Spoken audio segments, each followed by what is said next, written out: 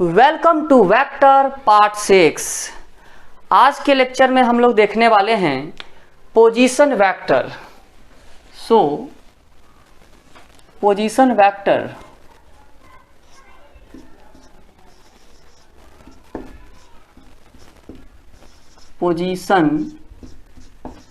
Vector means स्थिति सदिश। स्थिति सदिश what is position vector? Position vector क्या है? Position vector is of any point and its direction is origin to the point. Position vector is of any point and its direction is origin to the point. मतलब स्थिति सदिश किसी बिंदु का होता है और इसका दिशा मूल बिंदु से बिंदु की ओर होगा। Position vector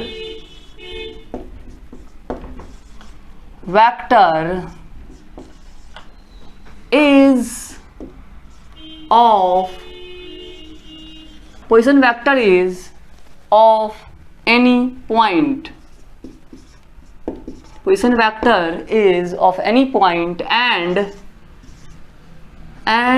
its direction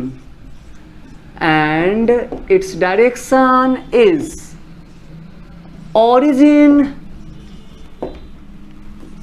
to the point and its direction is origin to the point. लिखेंगे स्थिति सदिश किसी बिंदु का होता है और इसका दिशा मूल बिंदु से बिंदु की ओर होगा। चलिए तो हम लोग देखते हैं।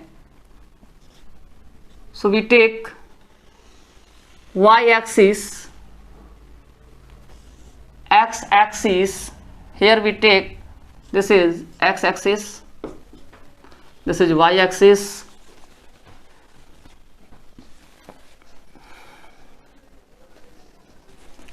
so here we take any point। हमने कोई बिंदु x, y ले लिया। This is origin. Position vector क्या होता है? किसी पॉइंट का होता है। तो इस पॉइंट का जो पोजीशन वेक्टर होगा वो क्या होगा? इस पॉइंट का पोजीशन वेक्टर हो जाएगा this. If this point is named as A, this position vector is OA। क्या होता है? पोजीशन वेक्टर किसी पॉइंट का होता है। पोजीशन वेक्टर किसी पॉइंट का होता है और इसका दिशा मूल बिंदु से बिंदु की ओर होगा। This is position vector OA, that is named as vector R। Okay, X निर्देशांक, यहां जो एक्स निर्देशांक है, एक्स कोऑर्डिनेट है, वो एक्स में डिस्टेंस को बता रहा होता है। सो दिस इज एक्स निर्देशांक एक्स में डिस्टेंस को बता रहा होता है और y निर्देशांक y में डिस्टेंस को बता रहा होता है। सो this is y and this is x।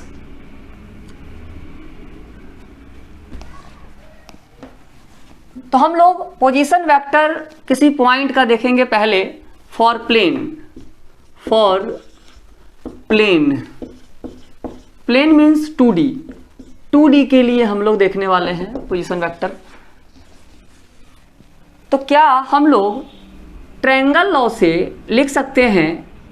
From triangle law of vector addition, त्रिभुज के नियम से लिख सकते हैं कि किसी वेक्टर के हेड पर, त्रिभुज का नियम क्या कहता है? किसी वेक्टर के हेड पर दूसरे वेक्टर का हमने टेल रख दिया, हेड को हमने हेड से मिलाया, टेल को हमने टेल से मिलाया, जो वेक्टर बना वो क्या बना? Resultant vector. ये वाला है रिजल्टेंट वेक्टर। तो क्या हम लोग त्रिभुज के नियम से triangle law of vector addition से लिख सकते हैं वेक्टर ओ ए बराबर let this point is named as B, vector O B plus vector B A in this way. Vector OA is named as a small vector r. This is position vector. Vector OB is written as xi cap.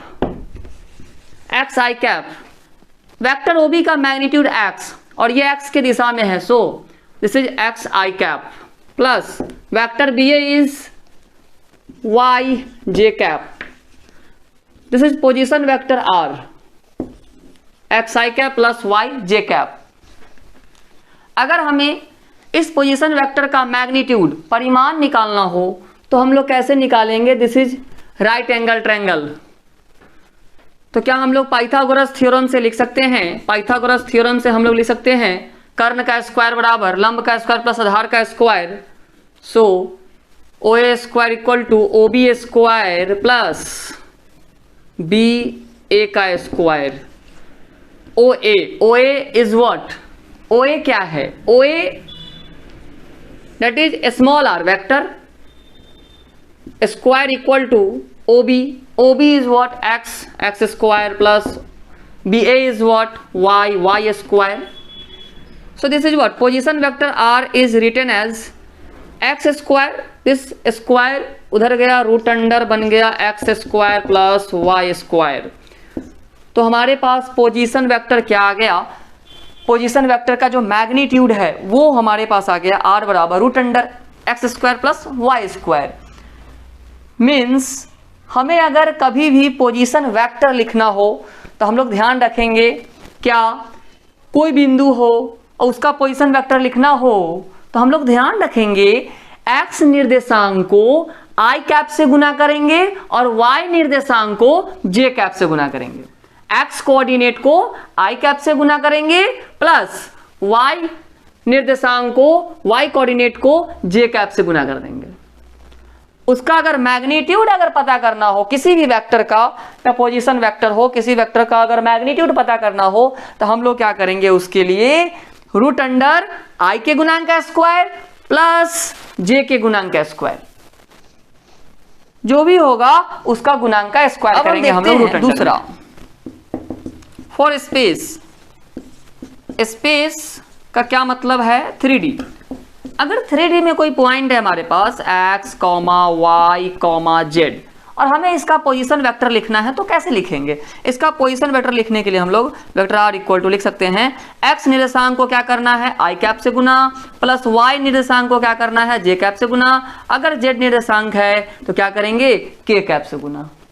Okay, तो हम लोग इसको लिख सकते हैं इस प्रकार. अगर पॉइंट अगर हमारे पास स्पेस में हो तो अगर इसका मैग्नीट्यूड चाहिए, इस वेक्टर का अगर मैग्नीट्यूड हमें निकालना हो पोजीशन वेक्टर का, तो क्या करेंगे?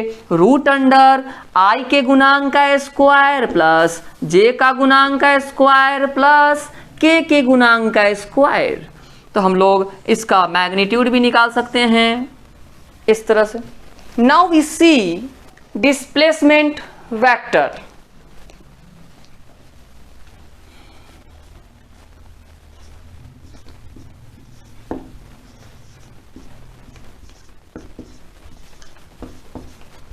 Displacement vector means विस्थापन सदिश. विस्थापन सदिश. What is displacement vector? A vector which shows the displacement between 2 points is called as displacement vector. वैसा सदिश जो किसी दो बिंदु के बीच के दिशा को दर्शाता हो उसे विस्थापन सदिश कहते हैं. डिफिनेशन लिखेंगे, a vector which shows a vector which shows the displacement, a vector which shows the displacement between 2 point is called as displacement,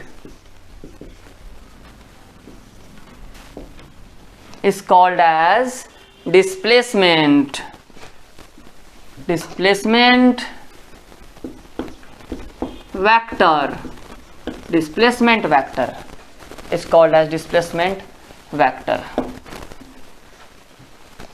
वैसा सदिश जो किसी दो बिंदु के विस्थापन को दर्शाता हो उसे विस्थापन सदिश कहते हैं।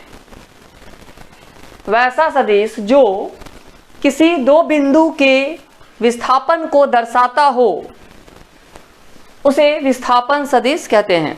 चलिए देखते हैं हम लोग डिस्प्लेसमेंट वेक्टर क्या होता है।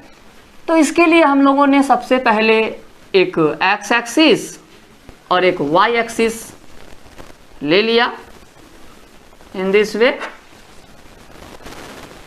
सो this is Y axis and this is X axis. Okay, this is origin.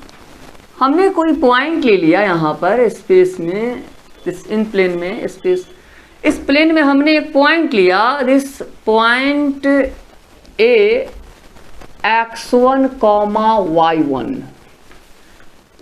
इस पॉइंट का जो पोजीशन वेक्टर होगा, इस पॉइंट का अगर पोजीशन वेक्टर का अगर हम बात करें तो इस पॉइंट का जो पोजीशन वेक्टर होगा वो होगा पोजीशन वेक्टर इस पॉइंट का दिस OA। अगर हम कोई दूसरा पॉइंट लेते हैं इसी प्लेन में, कोई अन्य पॉइंट B जो कि है x2, y2, इस पॉइंट का जो पोजीशन वेक्टर होगा, इस पॉइंट का पोजीशन वेक्टर वो क्या हो जाएगा, this is OB। This is what, this is OB।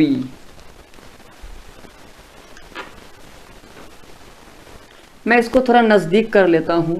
Okay, this x1, y1, x1, y1. So this is OA, this is OB, and this is this displacement vector AB. ये position vector R1, this is position vector R2। इस point का position vector हो गया OA, इस point का position vector हो गया OB। This AB, ये जो वेक्टर है दो बिंदु के बीच का, दिस इज डिस्प्लेसमेंट वेक्टर। ये है displacement vector, this is displacement vector, displacement vector, this AB। How can find it? चलिए इसे हम लोग पता करते हैं डिस्प्लेसमेंट वेक्टर क्या होगा। तो फिर हम triangle law of vector addition से लिख सकते हैं क्या? देखो, triangle law of vector addition से हम लोग लिख सकते हैं, यहां से देखें, अगर किसी वेक्टर के हेड पर दूसरे वेक्टर का ये टेल हो गया, हेड को हेड से मिला दिया और टेल को टेल से मिला दिया, तो जो वेक्टर बना वो वेक्टर कौन सा वेक्टर बना? रिजल्टेंट। हमें रिजल्टेंट पहचानना है। किसी वेक्टर के हेड पर दूसरे वेक्टर का टेल रख दिया, हेड को हेड से और टेल को टेल से मिलाया, तो ये वाला जो वेक्टर है हमारे पास, ये रिजल्टेंट वेक्टर है। ओके, तो हम लोग लिख सकते हैं क्या? हम लोग लिख सकते हैं vector OA plus vector AB बराबर वेक्टर OB। कहां से लिखा हमने? ट्रायंगल ऑफ वेक्टर एडिशन से। So this is also written as AB vector is also written as vector OB. This OA is here minus vector OA. हमने क्या किया? ये वेक्टर OA को इधर ले आया minus. Okay, this vector AB is displacement vector, और ये क्या होगा? तो वेक्टर OB, OB क्या है हमारे पास, पोजीशन वेक्टर लिख सकते हैं हम लोग। इस पॉइंट का पोजीशन वेक्टर क्या लिखेंगे, x2 i cap plus y2 j cap, okay, minus OA इस पॉइंट का पोजीशन वेक्टर कैसे लिखते हैं, x1 i कैप, x निर्देशांक को i कैप से गुना करेंगे प्लस y निर्देशांक को क्या करते हैं, j कैप से गुना करेंगे। Okay, this AB vector is what, this AB vector is x2 i cap minus x1 i cap plus y2 j cap minus y1 j cap. Here vector AB equal to what, I cap is common out, so this is x2 minus x1 I cap plus this is what, y2 minus y1 j cap। Okay, this is displacement vector AB, this is displacement vector AB हमने निकाल लिया। तो हम लोग कभी भी displacement vector अगर निकालना हो तो कैसे याद रखेंगे इस कॉन्सेप्ट को, यहां पर हम लोग क्या करेंगे, x निर्देशांक को x निर्देशांक से माइनस करेंगे, x निर्देशांक को x निर्देशांक से माइनस करेंगे into i cap plus y निर्देशांक को y निर्देशांक से माइनस करेंगे इनटू j कैप। इस तरह से हम लोग याद रखेंगे इसको डिस्प्लेसमेंट वेक्टर लिखते समय। अगर हमें इसका मैग्नीट्यूड चाहिए तो कैसे निकलेगा, मैग्नीट्यूड वेक्टर का परिमाण, दिस इज वेरी सिंपल। इसके लिए हम लोग क्या रूल जाना, आई कैप के गुणांक का स्क्वायर कर दीजिए, आई कैप का गुणांक का स्क्वायर प्लस जे कैप के गुणांक का स्क्वायर, जो भी आई के कोफिशिएंट है जे के कोफिशिएंट है उसका स्क्वायर कीजिए रूट अंडर के अंदर। तो हम लोग इस तरह से वेक्टर का मैग्नीट्यूड परिमाण भी निकाल सकते हैं। Okay, this is also distance formula, this distance. तो हम लोगों ने स्पेस के लिए अब देखेंगे, हम लोगों ने जो अभी देखा ये प्लेन के लिए है 2D, this is what, this is for plane, for plane 2D। अब हम लोग देखते हैं फॉर स्पेस, मतलब 3D के लिए। अगर पॉइंट अगर प्लेन है तो इस प्रकार हम लोग लिख सकते हैं, लेकिन अगर जेड कोऑर्डिनेट भी आए तो हम लोग क्या करेंगे, अगर एक पॉइंट है let suppose x1 y1 z1, एक पॉइंट है हमारे पास x2 y2 z2, दो अलग अलग पॉइंट है, A point this is B point. अब यहां पर हमें डिस्प्लेसमेंट वेक्टर लिखना हो तो कैसे लिखेंगे, हेयर हम लोग यहां डिस्प्लेसमेंट वेक्टर लिख सकते हैं ए बी बराबर x निर्देशांक में से x निर्देशांक को माइनस करेंगे, x2 minus x1 i cap into I cap, y निर्देशांक में से y निर्देशांक को माइनस करेंगे into j cap plus z निर्देशांक में से z निर्देशांक को माइनस करेंगे into k cap, x coordinate में से x कोऑर्डिनेट को माइनस करेंगे इंटू आई कैप प्लस y कोऑर्डिनेट में से y कोऑर्डिनेट को माइनस करेंगे into j cap plus z coordinate में से z कोऑर्डिनेट को माइनस करेंगे इंटू k कैप। तो हम लोग लिख सकते हैं plus y2 minus y1 j cap plus this is z2 minus z1 k cap. So this is written as displacement vector, this is displacement vector. अगर हमें इस डिस्प्लेसमेंट वेक्टर का मैग्नीट्यूड पता करना हो तो हम लोग इसका मैग्नीट्यूड कैसे पता करेंगे, how can find magnitude of this displacement vector. Displacement vector का मैग्नीट्यूड रूट अंडर, पता है हमें नियम, रूट अंडर आई के गुणांक का स्क्वायर x2 माइनस x1 का स्क्वायर, ओके, प्लस जे का गुणांक का स्क्वायर, जे का गुणांक का स्क्वायर प्लस के का गुणांक का स्क्वायर, तो के का गुणांक का square. This is what, this is magnitude of displacement vector for space.